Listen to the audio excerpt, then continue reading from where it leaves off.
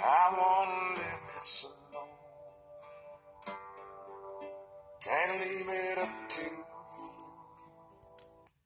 Hi, teammates. Wanted to do a gathering today of Joe Rogan, as well as go over this Khnumhotep 3 information. As you can see here, he's got the ram representing the potter god, Khnum, from ancient Egypt. And Khnum is all about working with the hands as the potter. And the potter even represents the Thyatira church, which has the arms symbolism. So that's like the lizard. The lizard is equivalent to the ram here. And the vase or the ephah, or ephah, from Zechariah 5, that's like the Isaiah 51 figure now. And then he's got the troglodyte on top there. And then underneath that is Xenodotus. So, and then 3, and he's got other Khnumhoteps too, but 3 because of the mark of the beast, as overcoming the mark of the beast, as being someone that laid down and overcame that stuff. So, the three marks as in the Monster energy drink, it's the same thing. So, just something to look at. This guy is a potential for, somebody I'm sticking with, but from my past, it looks pretty prevalent. Literally everything lines up. And, the ones that I'm, basing everything off of are the lizard, which looks pretty sure for me as the first father figure. And then also the vase, of course, would be Zechariah 5. And then the troglodyte, that looks for sure too, with the 6 spirits of the eyes in like Jason Lezak's one and Pyrenees Mountains and other, so just something to look at and enjoy the night, teammates, and thank you. He's knocking on my Because people are good people overall.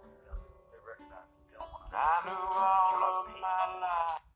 Another really odd comic David Sedaris story is that he always told me, when you're on the road, don't read from your current book. Always read from the next book, because it's a way of road testing the stories and finding out which ones work and should go into the next book.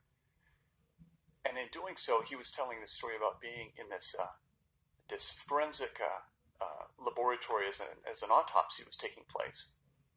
And this autopsy table was adjacent to this huge indoor window that separated the autopsy suite from this lunchroom. And in the lunchroom were the rest of the forensic staff. They were all eating their lunches. They all had tuna sandwiches and cans of Coke and barbecued potato chips. And they were watching through the window as this absolutely perfect 12-year-old boy was being autopsied. And just hours before, this kid, like 2 hours before, this kid had been riding his bicycle. He'd fallen over. He'd hit his head on the curb. And now 2 hours later, he was dead. And dead without almost a scratch on him. Just this perfect, naked, dead 12-year-old boy on the autopsy table.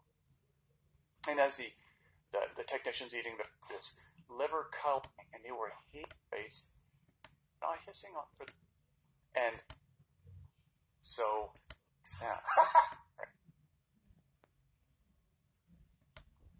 and his father was a bricklayer, and he was so proud. And he goes, "You're right. Nobody's ever said Flemish Bond. That's why it still stands." And we were best friends, and just talking like crazy all the way into Manhattan. We get into Manhattan. There's 2 guys walking down the street. The guy goes, "Oh, Christ, I hate coming to New York. The fags."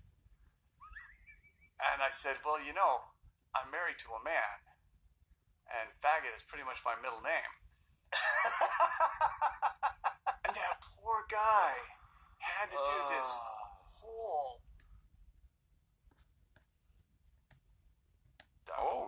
Especially if you don't think someone's going to punch you, and then they do, Yeah. So I'm always thinking when someone raises their voice, they're ready to punch me. So Right. I'm just going to clamp down on this dude's neck. get a hold of him. So I just grabbed him. I didn't hurt him. Yeah, I was fucking. That made me I always liked Joe, but I was a fucking Joe Rogan fan. He called the police on me though. Police had to go over he claimed I hit him. He claimed a bunch of shit. The police had to go over the videotape. They had to show all the footage from all the different cameras. Yeah. Wow. See, I never really hit him. I was a fucking real Joe Rogan fan.